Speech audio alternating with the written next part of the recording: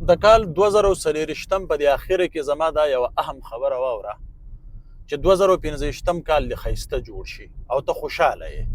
او خبره دا ده چې په 2015 کال کې به دا واده د ځان سره کې چې د دغه په شروعاتو کې به زه د چانه سو زمانہ څوک کاروبار کوي، څوک د ژوند په هر شوبه کې لګي وي، ته داغه نه سو زمو په خپل کار باندې نظر ساته، پاغه باندې فوکس ساته، داغه د خکولو کوشش کوه. او که چېرې ته خپل موازینه د خلکو سره کې، مقابله د خلکو سره کې چې زه په کم لیول یم او هغه په کم لیول لی، په ژوند کې به چرم تا ته خوشحالي میلاو نشي. کوشش کوه داغه نه ځان مخکې مه بوزه، بلکې ته چې په کم لیول یې داغې نه په قلاره مخکې ځه. یو سړی به وي داغه سره به وسایل زیات وي، داغه سره به پیسې زیاتې وي، داغه سره به مین پاور زیاتي، او ته به مطلب د ډېر وخت نه را روان ته په خپل مقام باندې صحیح او هغه په خپل مقام باندې صحیح دی.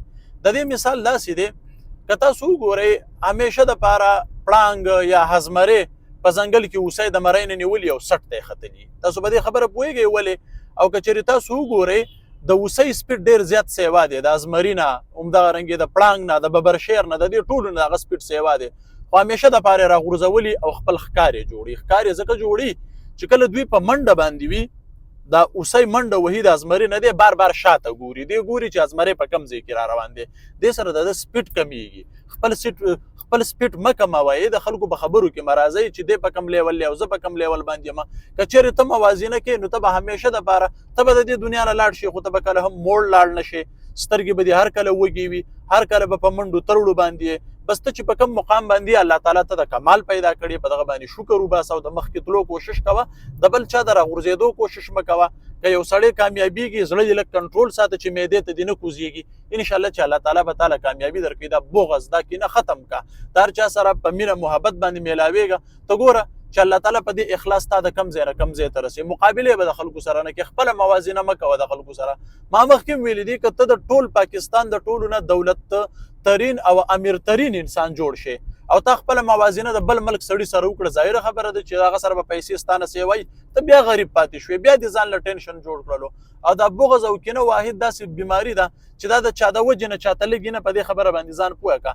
دا ته په خپله باندې ځان تباه کې چې کله ته په یو محفل کې کښېنې او دغه خلک بغض او کینه د خلکو سره کوي، المرء علی دین خلیله، هغه محفل کې به تا ته هم دغه بیماري لګي او ته به په دې کینه او په دې بغض کې اخته کېږي. او کله چې ته په دې کې اخته شوې، تا ته پته شته دا به د بهر نه هېڅوک تا ته سنوي، ته به په خپله ځان له زړه خورې، زړه ځان له مه خوره، په مخکې وړاندې د تلو کوشش کوه، د چا پسې خبرې مه کوه، د چا سره مقابلې مه کوه، خپل کاروبار باندې ترجیح ورکړه.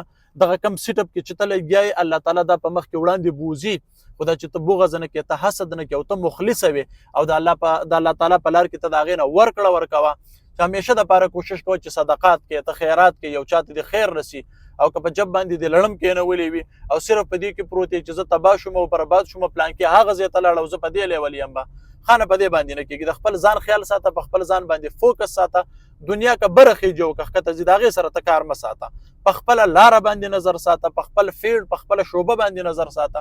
او 2026 کال کې بیا زما په دغه ویډیوز باندې تاسو کمنټس وکړئ چې الله تعالی تاسو له کم لوړ مقامونه درکوي. یو جهان مننه.